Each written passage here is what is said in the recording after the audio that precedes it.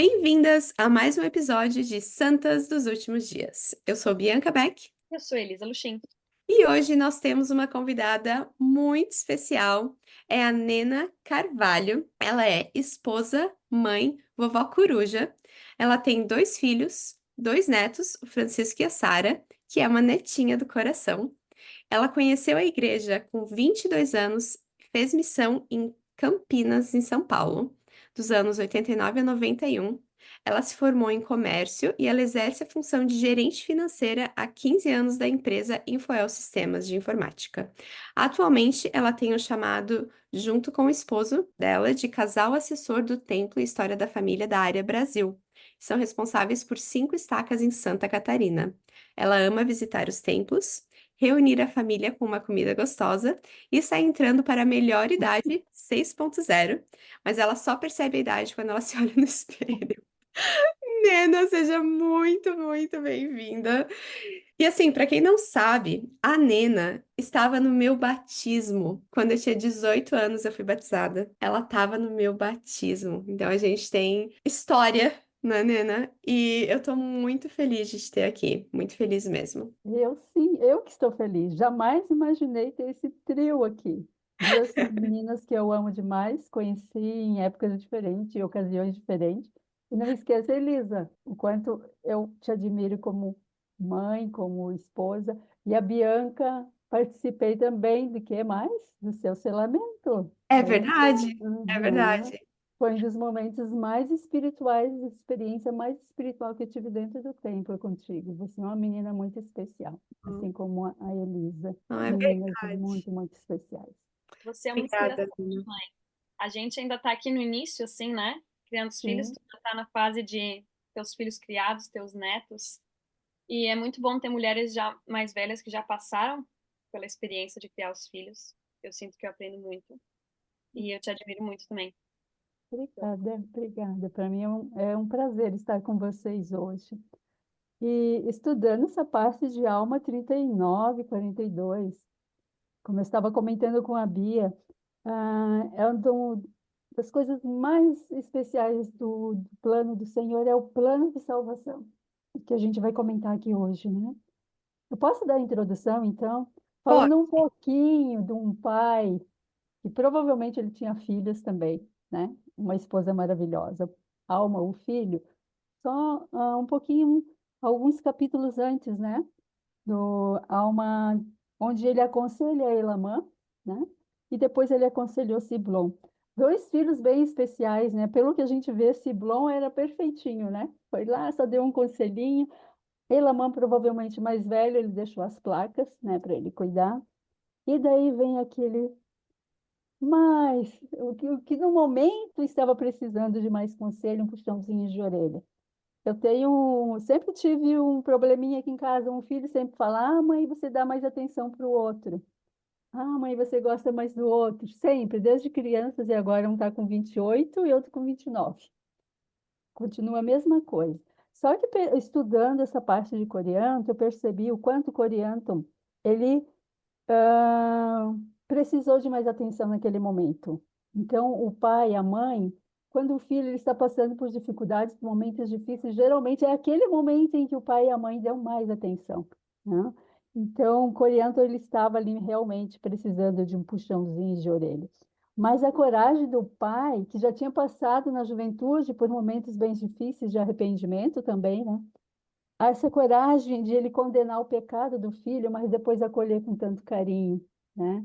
E quase que literalmente parece que ele pega aquele filho no colo e encaminha, filho, tem um arrependimento, né?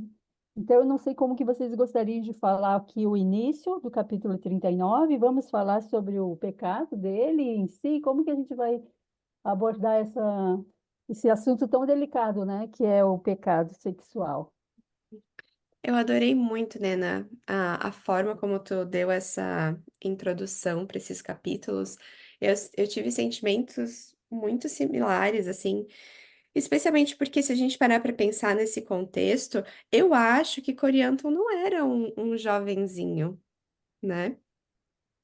Eu não sei, assim, a idade dele, mas para ele ter ido com o pai e com os irmãos pregar o evangelho, né? E o tempo que eles passaram pregando, ele não era assim, não era um menino de 12 anos, né? Provavelmente ele já era mais velho e eu acho que torna ainda mais delicada, né? A situação que a Alma estava ali como pai, de corrigir um filho que já tem idade para fazer escolhas por ele mesmo, tanto que aqui, falando sobre o pecado, sexual, ele foi atrás de uma meretriz, né? Então a gente sabe que ele já tinha mais idade. E isso me fez pensar um pouco assim sobre o papel de pai que muitas vezes, dependendo da cultura onde você mora, né, morando aqui nos Estados Unidos por muitos anos, para eles é assim, o filho fez 18 anos, sai de casa, mesmo que assim, eles vão para a faculdade, eles vão morar sozinhos, os pais estão preparando os filhos para saírem de casa e serem independentes, né? Aham, é tchau e bênção, é mais ou menos isso. É assim que as minhas amigas veem essa questão da maternidade. E é interessante ver o Alma aconselhando um filho que já é mais velho. E me mostra que a nossa função como pais, e tu sabe muito bem disso, né? Eu não sei, né? Mas não acaba quando o filho sai de casa, não acaba quando o filho se casa, né? Você continua se preocupando, você continua pensando naquele filho, de que forma que você pode ajudar ele. E realmente aqui eu não tô falando de experiência pessoal, né? É o que eu acredito e vejo pelos meus pais, pela minha sogra, né? O teu exemplo. Então, assim, é muito impressionante o que a Alma faz. Sim, e o que eu gosto muito ali no versículo 4 me lembrou uma frase que os pais usam muito. O versículo 4 diz assim, ó, sim, ela conquistou o coração de muitos, mas isso não era desculpa para ti, meu filho. Eu me lembrei da frase, você não é todo Não é mundo. Mas todo mundo isso mesmo. fez. Você não é todo mundo. E eu sinto que isso pode ser em relação a diversas coisas, né? Não somente com o pecado sexual, mas uma diversidade de erros ou de dificuldades e coisas que existem, acho que principalmente na adolescência, é quando a gente quer copiar o grupo, né? Todo mundo faz, também quero fazer parte.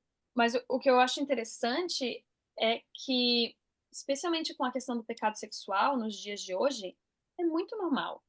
Não existe mais o padrão moral que existia, mesmo 20 anos atrás, quando eu era jovem, já é muito diferente. 30, 40 anos atrás, parece que com o passar, a cada década foi assim decaindo, né? E hoje em dia, não existe mais um padrão moral sobre sexualidade. Tudo pode. E então eu imagino que é um conselho muito válido para ajudar nossos filhos a entender, ok, o mundo diz que tá ok, tá todo mundo fazendo.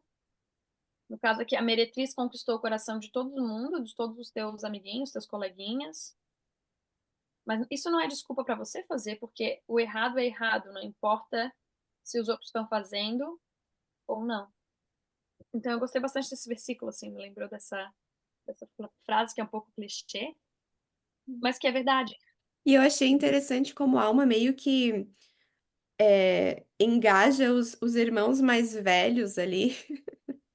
No versículo 10 ele diz assim: E ordeno-te que te aconselhes com teus irmãos mais velhos no que empreenderes, pois eis que és jovem e necessitas da orientação de teus irmãos, e dá ouvidos a seus conselhos. E que bênção poder ter filhos mais velhos que podem ser um exemplo para os irmãos mais novos, né? A ponto do pai falar: Olha, segue os teus irmãos, segue o que eles estão fazendo.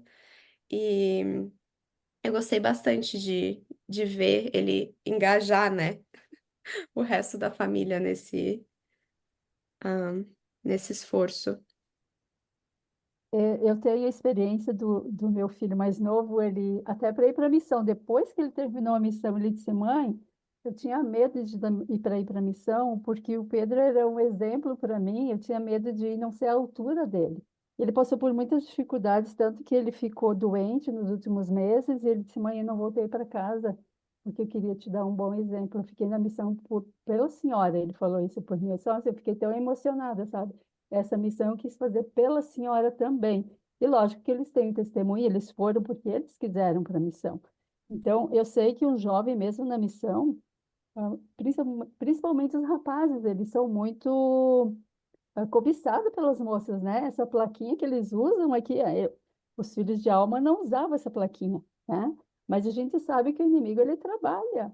E eu achei interessante que Isabel, acho que é uma das únicas 3 nomes de mulheres que tem no livro de Mórmon, o ênfase que foi dado a essa mulher.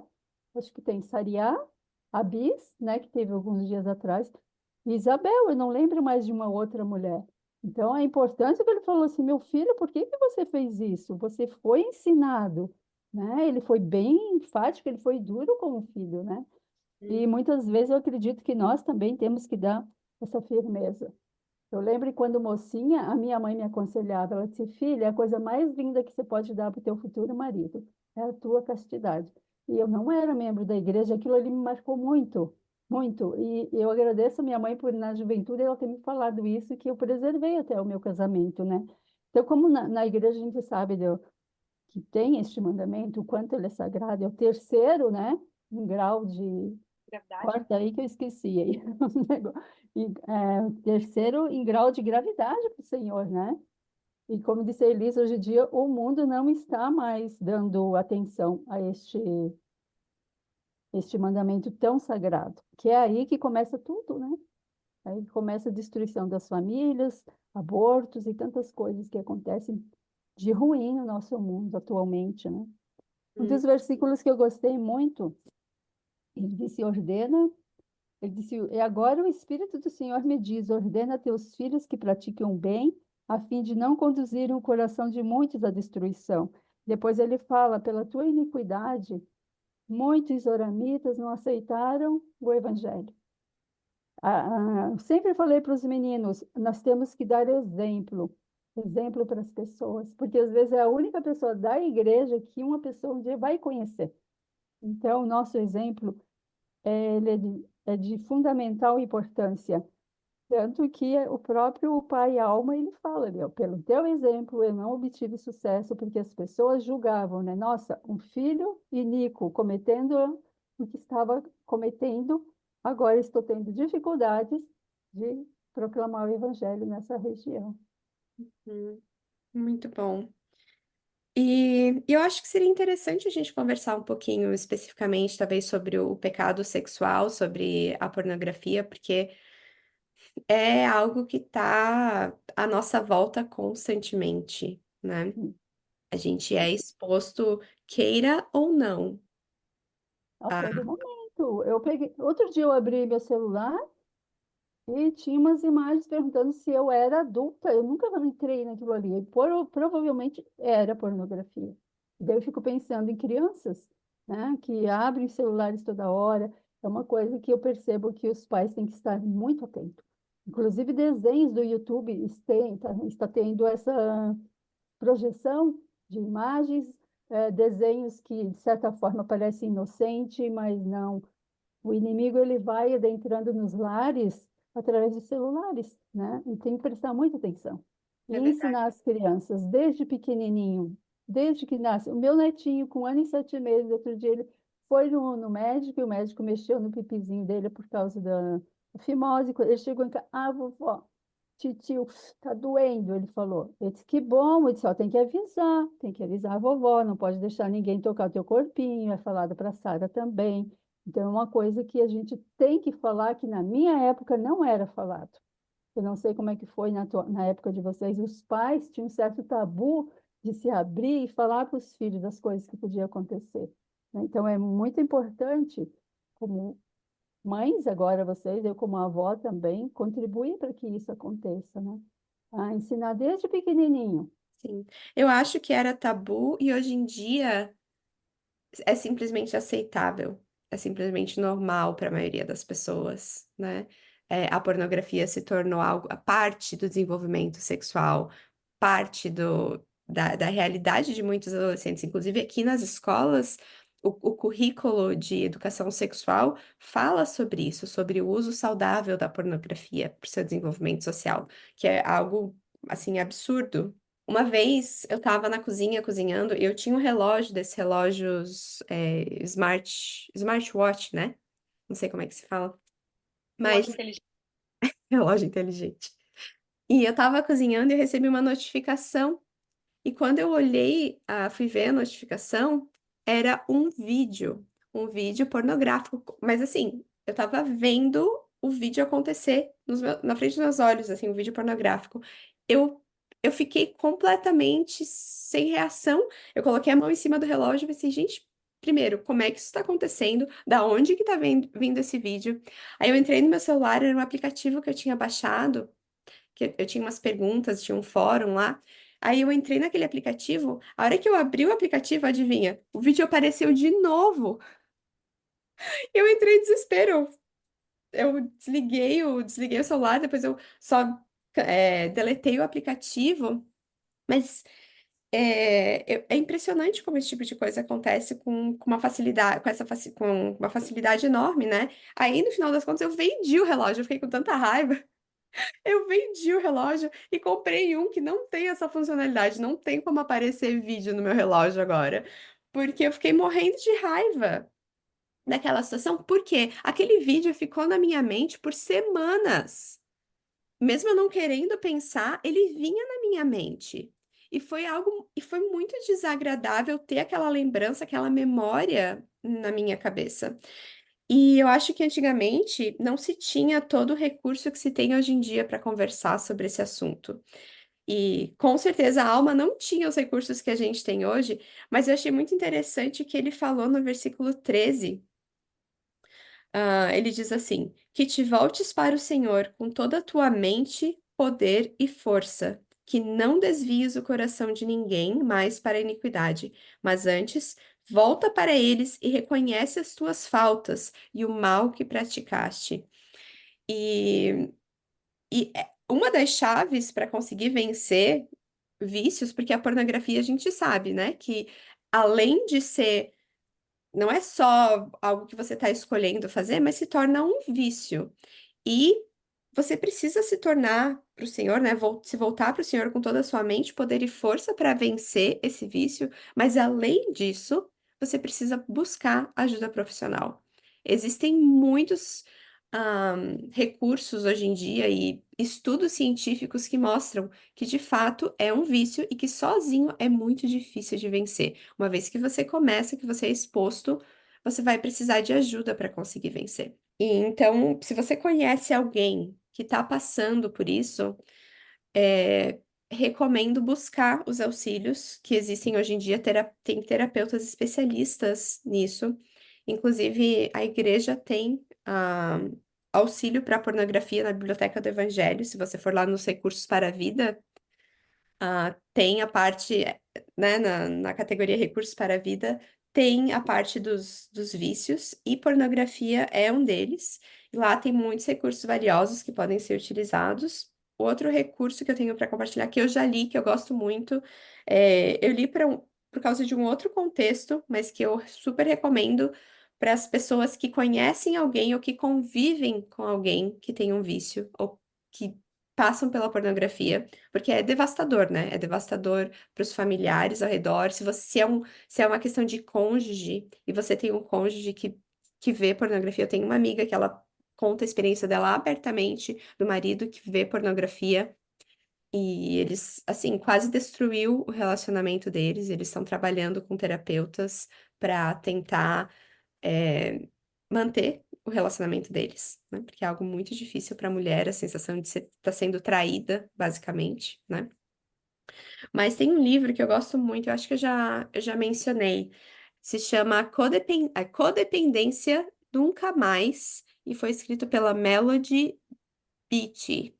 Eu vou colocar na descrição aqui do podcast, porque é um livro excelente que ensina como você lidar com o vício das pessoas ao seu redor e é muito bom. Então, Bianca, só para fortalecer isso que você está falando, já é comprovado cientificamente que a pornografia ela é mais difícil de você se libertar do que a cocaína. É algo que você mesmo falou da experiência que você teve. Não precisa nem ser um segundo, né? O nono segundo que você vê uma imagem, aquilo fica gravado, como você falou, e depois vem na sua mente, né?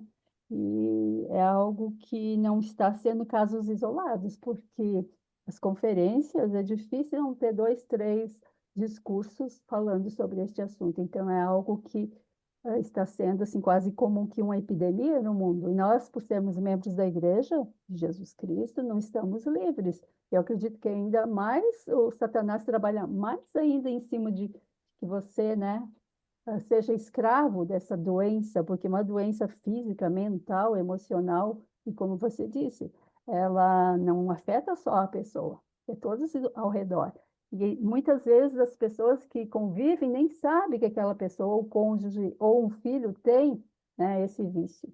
E é algo devastador, que a pessoa ela vai se corroendo.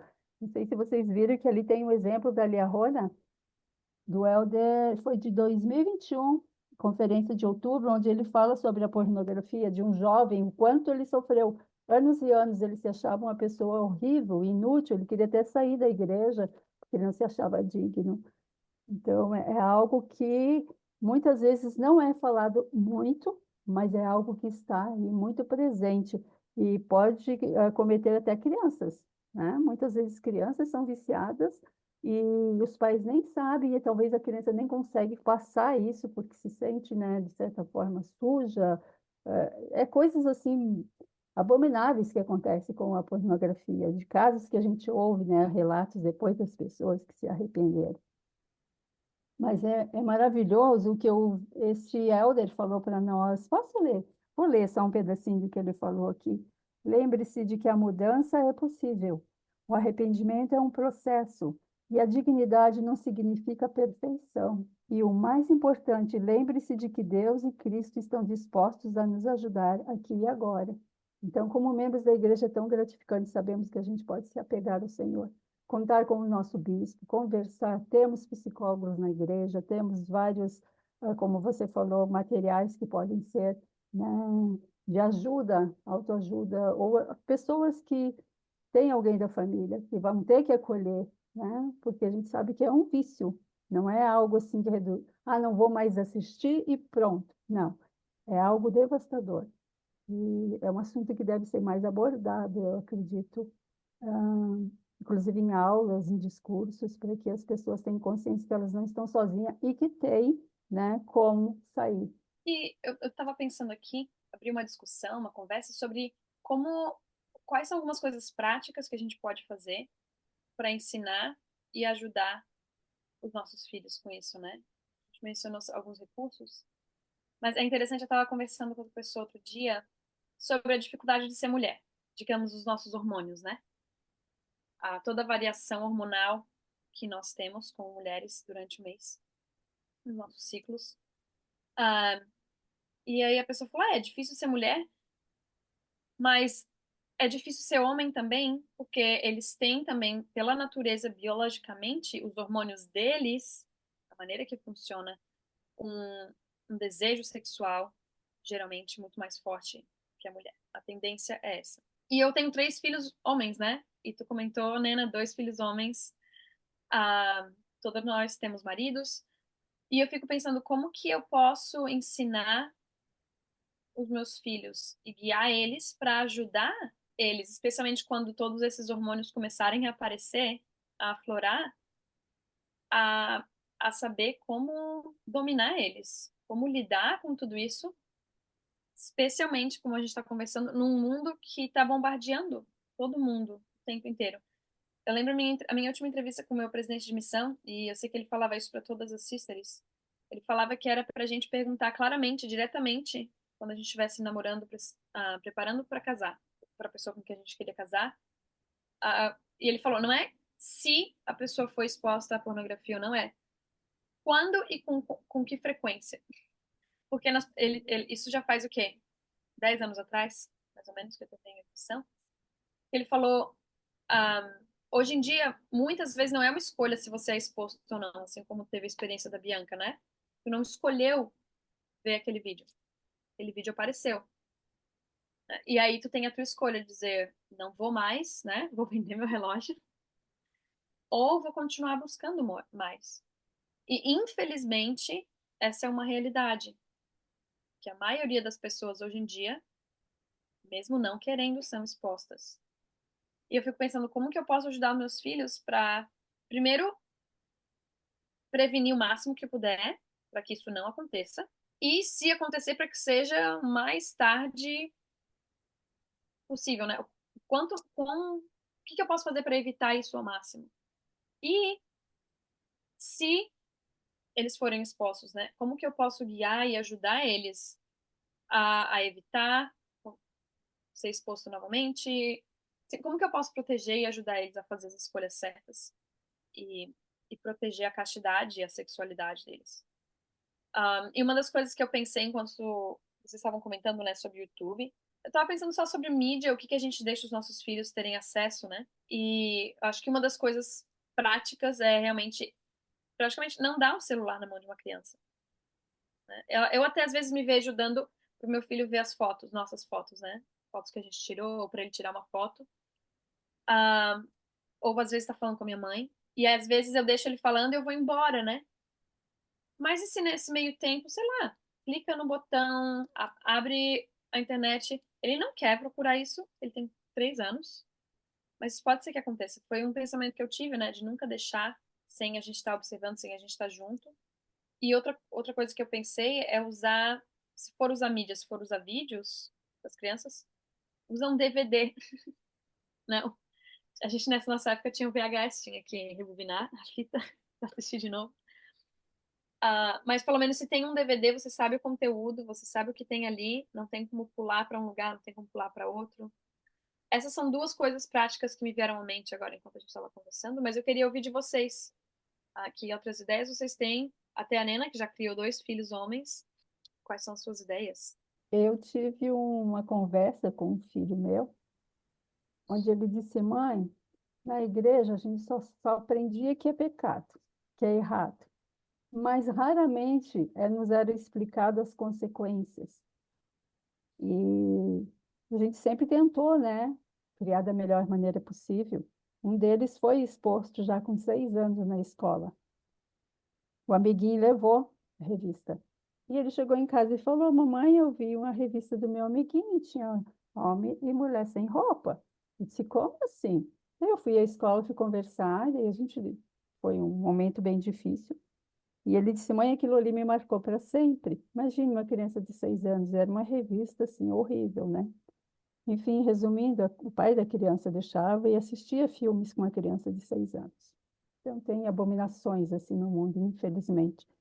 E só que depois ele já era adulto quando ele me falou isso. Então, um alerta. Ele disse: mãe, a gente sempre é ensinado que é errado, mas dificilmente eu lembro de ter falado, ouvido da consequência, né?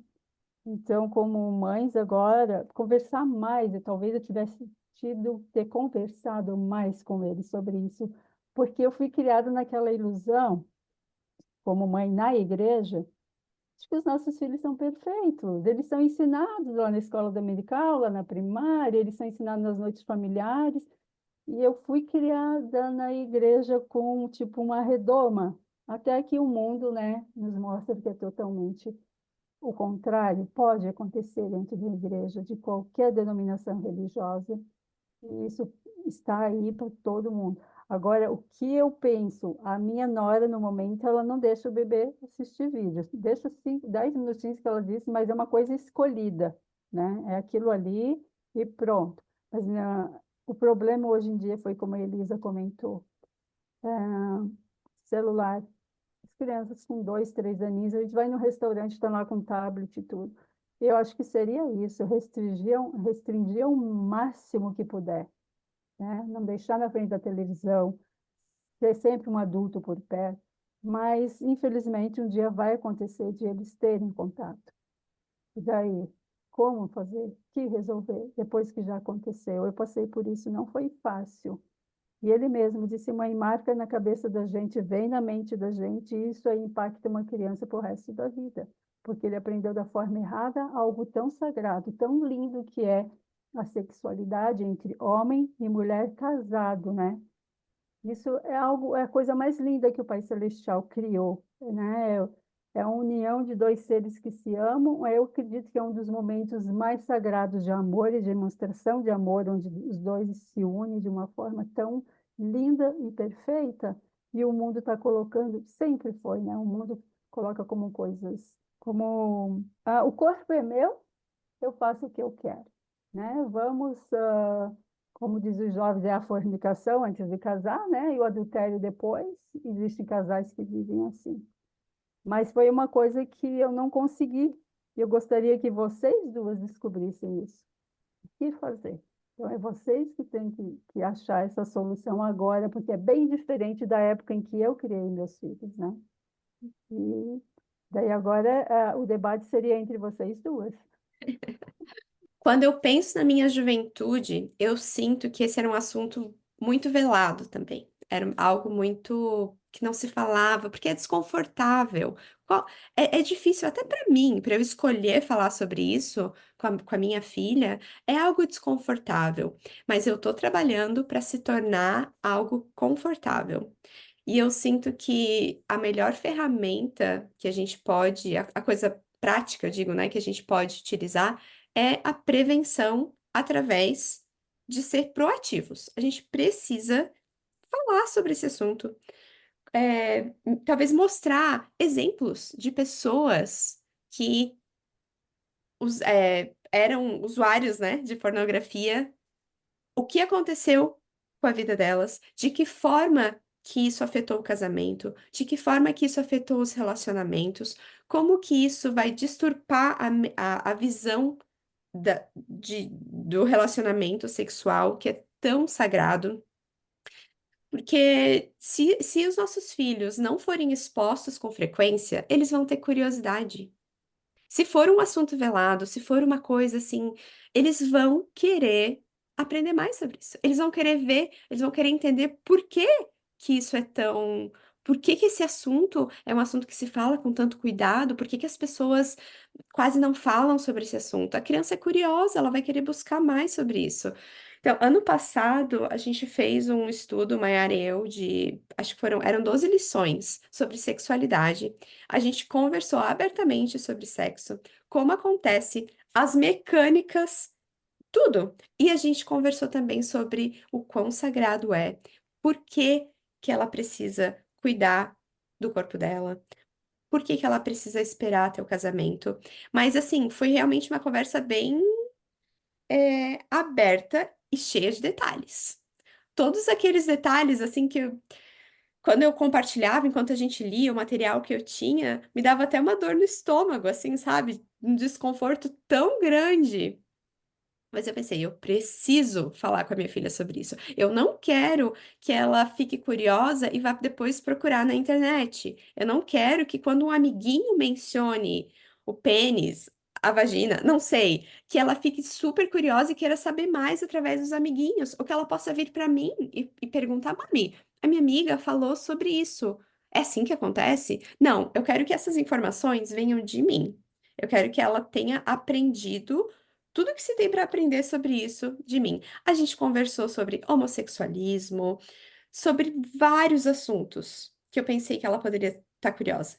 E daí, esse ano, a gente conversou de novo.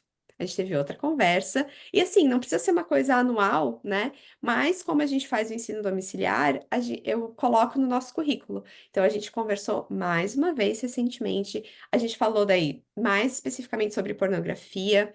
Eu falei para ela, ok, e se acontecer de você ver pornografia, o que que você vai fazer? Então a gente meio que criou um protocolo de o que fazer se eu ver pornografia. E o material que a gente usa tinha, né, já meio que um protocolo, então a gente definiu esse protocolo melhor, de acordo com a nossa família. Mas, enfim, a gente conversa muito sobre isso. Eu acho que essa é a chave, é não deixar espaço para curiosidade, porque a criança vai ter, né? Então, se tá curiosa, vem cá, vamos conversar sobre tudo que se tem para conversar sobre esse assunto. Vamos mostrar exemplos reais. Quando eu penso sobre drogas, e eu acho que o programa do ProErd faz um trabalho muito legal, porque te expõe a um assunto que é curioso, né? E mostra exemplos reais e te fala o que é que pode acontecer, e te ensina sobre cada tipo de droga. Então você tem aquele conhecimento, e depois que esses programas forem implementados, o uso de drogas diminuiu muito em idade de crianças, de jovens em idade escolar. Por quê? Porque a curiosidade foi sanada, porque eles entendem melhor sobre o assunto, né? Então, é a mesma coisa. Aí veio o ponto que eu tinha falado, né? É você falar na hora certa o que ela precisa aprender, né? E eu deixei de fazer isso. Falava básico, mas na ilusão, né, da redoma de vida, minha família é perfeita, meus filhos nunca vão passar por isso. E a gente tem que abrir a mente de que isso acontece, é real, e você tem que ser direto, porque se eles não aprenderem dentro de casa, eles vão aprender com um coleguinha no mundo, nas redes sociais, ou coisas assim, ou lá no YouTube, é só pesquisar, tá ali cheio. Você está corretíssima, eu queria ter tido essa visão no passado, né? Porque você vai deixando acontecer, quando perguntar, eu falo, mas tem os amiguinhos, como aconteceu com o meu filho lá na terra infância já teve, jamais ia imaginar que aquilo ia acontecer e foi difícil para ele. Mas é isso aí, Bianca, você está correta, você falou exatamente o que eu achava que deveria acontecer, você fez o correto. E agora a Elisa já tem o caminho andado aí, ó, já está com a receita pronta. Tenho a receita pronta. Valeu, Bianca. Depois me passa esse currículo. E talvez, mas é um currículo provavelmente em inglês. É inglês. Uhum. A gente pode compartilhar o link também. Posso. Ah, pode traduzir no Google Tradutor, se você não fala inglês. Ou alguém aí quiser começar uma companhia e traduzir as coisas aí para o português, para ajudar a galera. Ah, eu acho que é uma boa compartilhar esse curso também. E uma coisa que tu falou, Bianca, que eu achei interessante que venha calhar, na verdade, com o último capítulo, e a gente depois pode voltar também. Mas lá no último capítulo, quando a Alma está ensinando a doutrina, questão sobre a lei, escolhas, consequências do pecado, nos versículos do 17 ao 21, ele fala um pouco isso sobre dar a lei e sobre falar que existe um castigo. No 17 ele diz assim: ora, como poderia um homem arrepender-se se não houvesse pecado? Então, meio que é o que o mundo ensina, né? Você não precisa se arrepender, porque ter sexo antes do casamento, ou ter um adultério, ou ver pornografia não é pecado.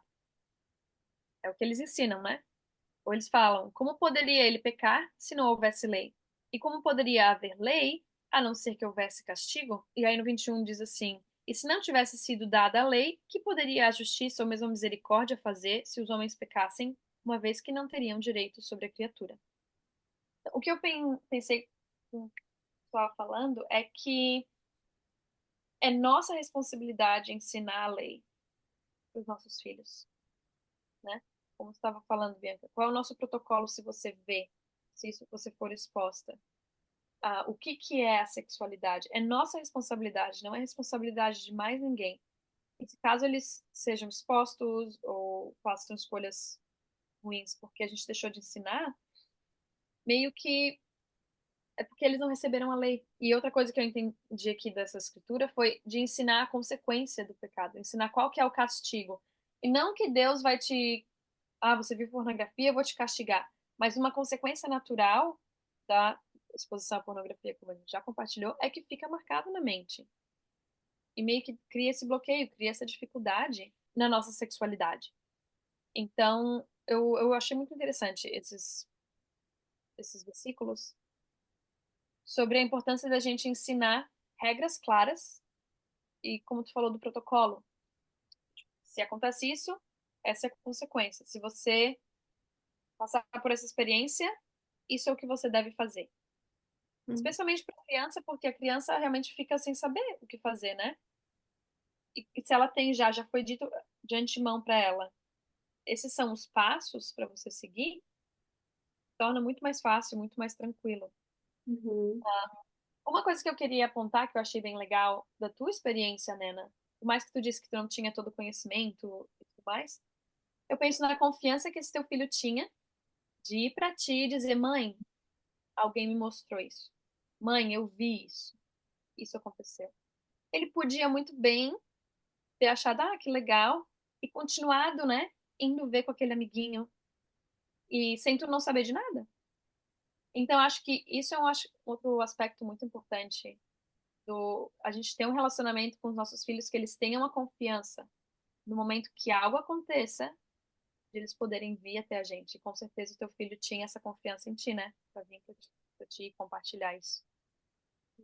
E essa confiança, ela tem que ser muito bem conectada, porque chega uma idade que eles não vão ter mais essa confiança de chegar e falar. Então, eu acredito que sim, até hoje eles chegam e me contam as coisas, mesmo sendo casados, né?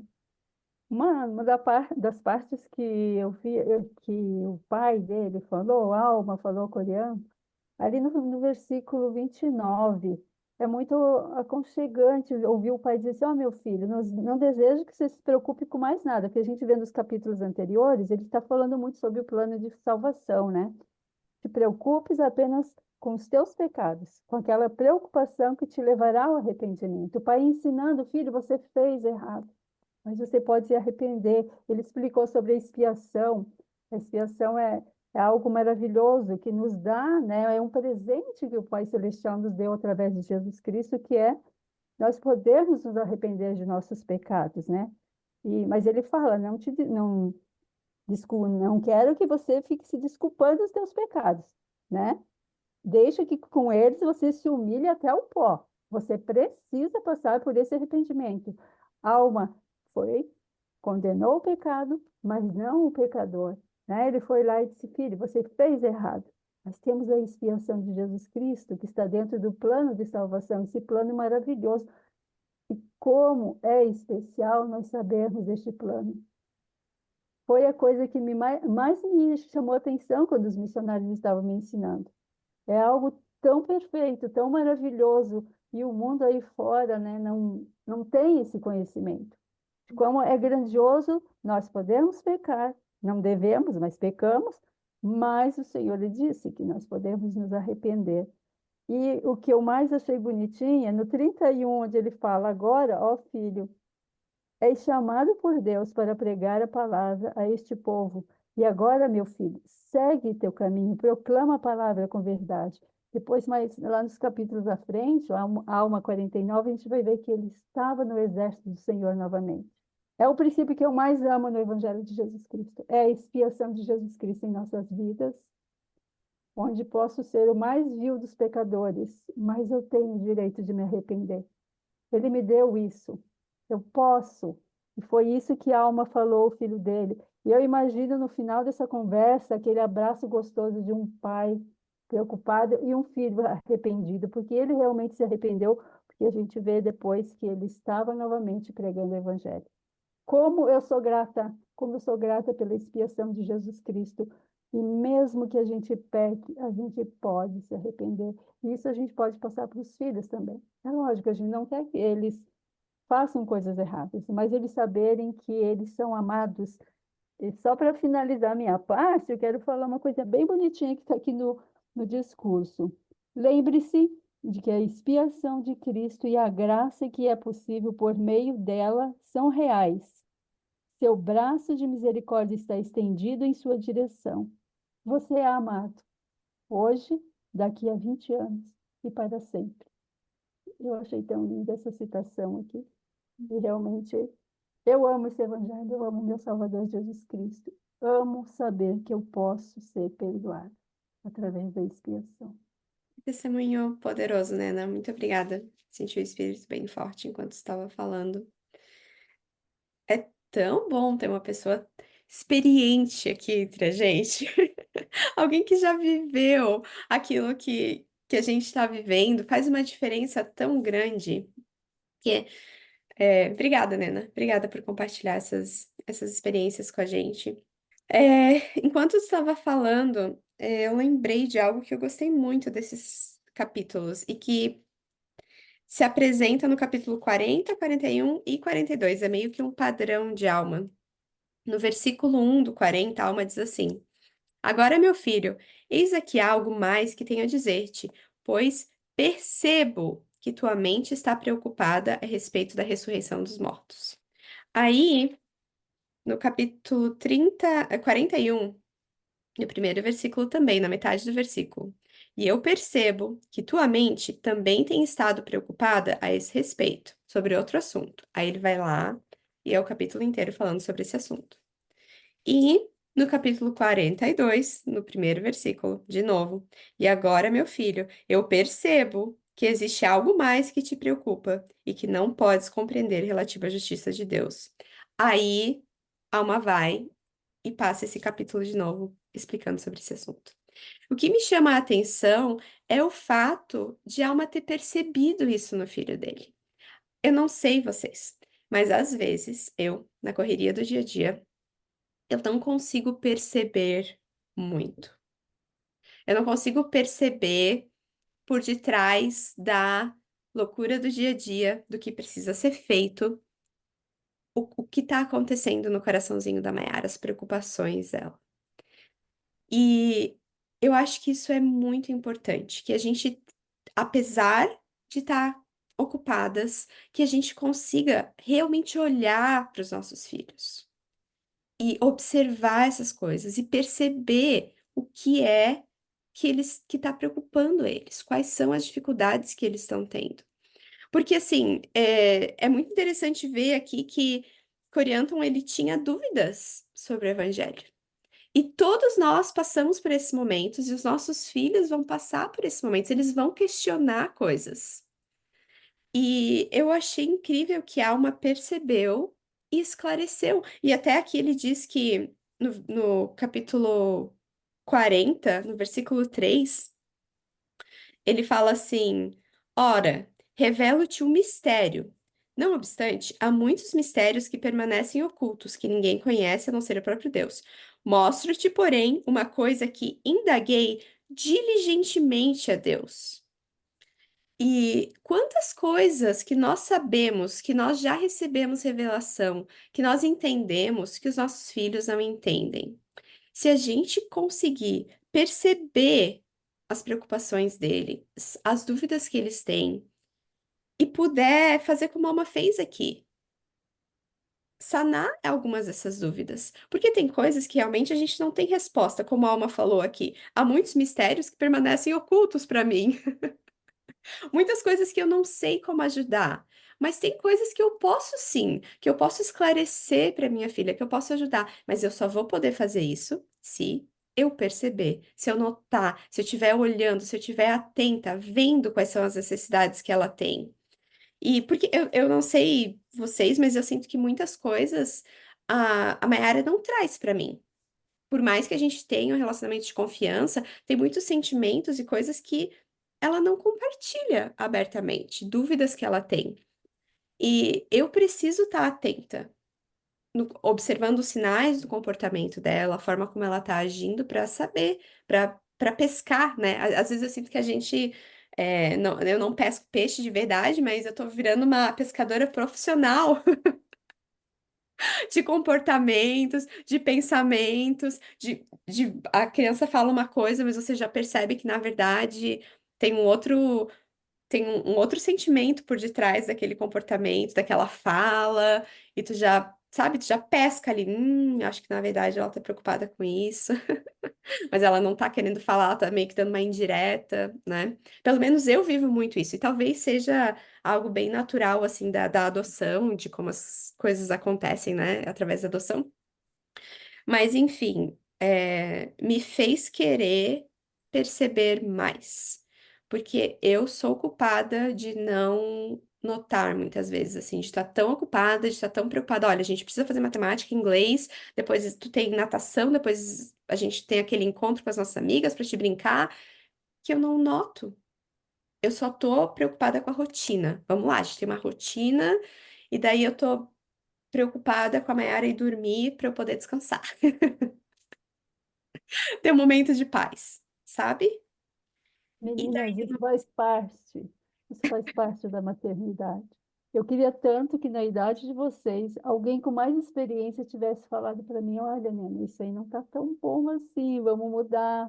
Então, vocês estão tendo essa oportunidade, vocês são meninas espertas e estudadas, como diz o outro, mas sempre é bom você ouvir um pouquinho de alguém que já passou pelo que vocês estão passando, que muitas vezes você vai falar alguma coisa, eu ouço assim nas redes sociais muito mimimi, ah, porque fala que eu tenho que fazer isso, fazer aquilo, mas muitas vezes você está orando por uma ajuda de alguma coisa que você está passando e alguém às vezes com mais experiência do teu lado vai falar e você, as moças hoje em dia estão dizendo, Eu sei tudo, minha mãe não sabe nada, minha sogra não sabe nada, minha avó não sabe nada. Prestar um pouquinho atenção na experiência, porque às vezes, por causa de nossas experiências ruins, por isso que ser avó é tão bom, porque você já passou por tudo aquilo que está passando. Se fosse eu naquela época, eu tinha feito dessa forma. Não que às vezes a gente está querendo, que vocês façam da forma que a gente quer. Nós já passamos por isso. Então, então que vocês possam ouvir as meninas aí mais novinhas, que o objetivo é esse mais para as mamães, ouçam mais as pessoas, as mamães, as vovós, as sogras, elas já passaram por isso. Nem sempre a gente está 100%, mas não esqueça que nós já passamos pelo que vocês estão passando. Então, eu não queria que, se eu tivesse uma filha, né, eu não queria que minha filha passasse pelo que eu já passei, mas faz parte. Vocês só vão crescer passando por isso. Tem coisas que não tem como a mãe ajudar, né?